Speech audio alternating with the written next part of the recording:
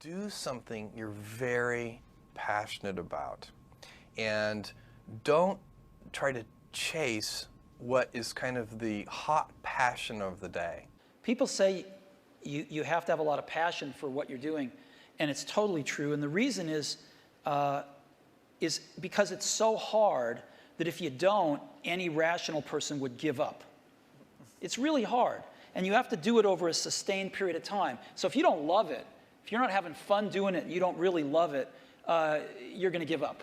If you know exactly what you want to be, you need to spend as much time with people that are actually that already. This little idea explains why some organizations and some leaders are able to inspire where others aren't. Let me define the terms really quickly. Every single person, every single organization on the planet knows what they do, 100%. Some know how they do it, whether you call it your differentiating value proposition or your proprietary process or your USP. But very, very few people or organizations know why they do what they do. And by why, I don't mean to make a profit.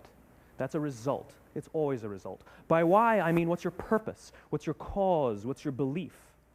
Why does your organization exist? Like, you don't have to be the best, but you have to be dangerous, right? You have to learn just enough to be dangerous, to build an idea, concept it, and show it to the world.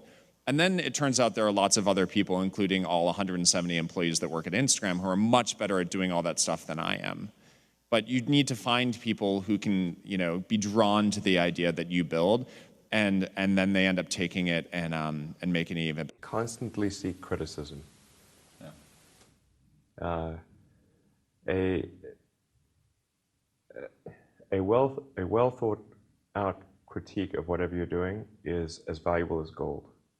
And you should seek that from everyone you can, but particularly your friends. You should find a great partner no matter what it is that you're doing. And you should look for someone who is very high intelligence, very high energy, and very high integrity. And you need all three of those, and you can't compromise on any one of them.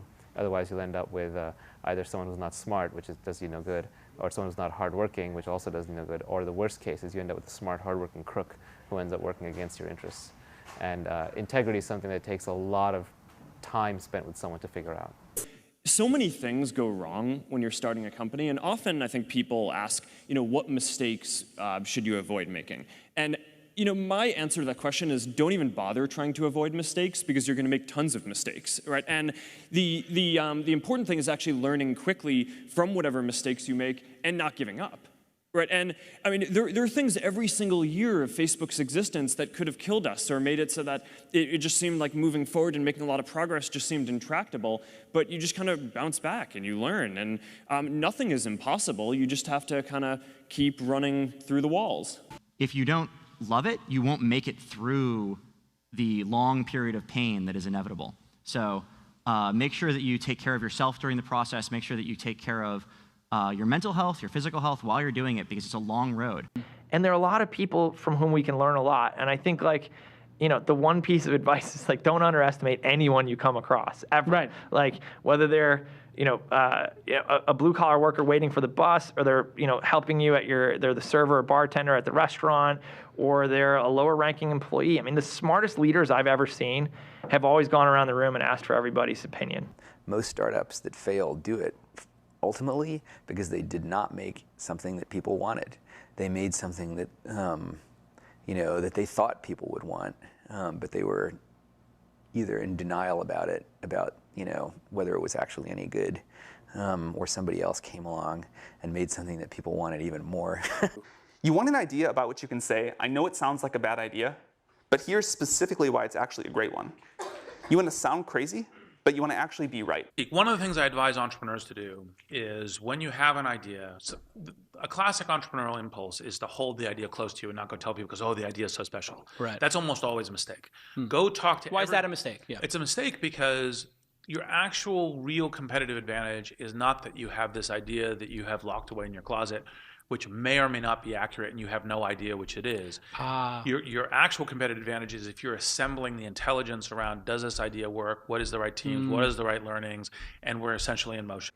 And oftentimes the best methodology is to start with the perfect experience with just one person, get that right, and then figure out how to scale something great instead of scaling something not so great and then trying to improve it. That's really hard to do.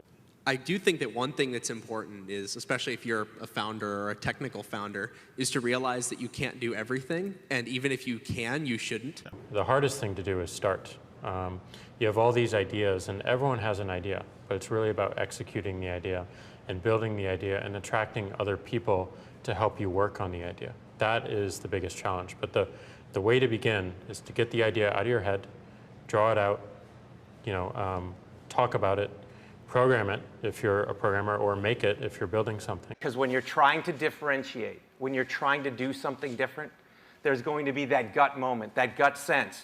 Is this right? Is this not right? If you're not having doubt, you're not pushing the boundaries far enough.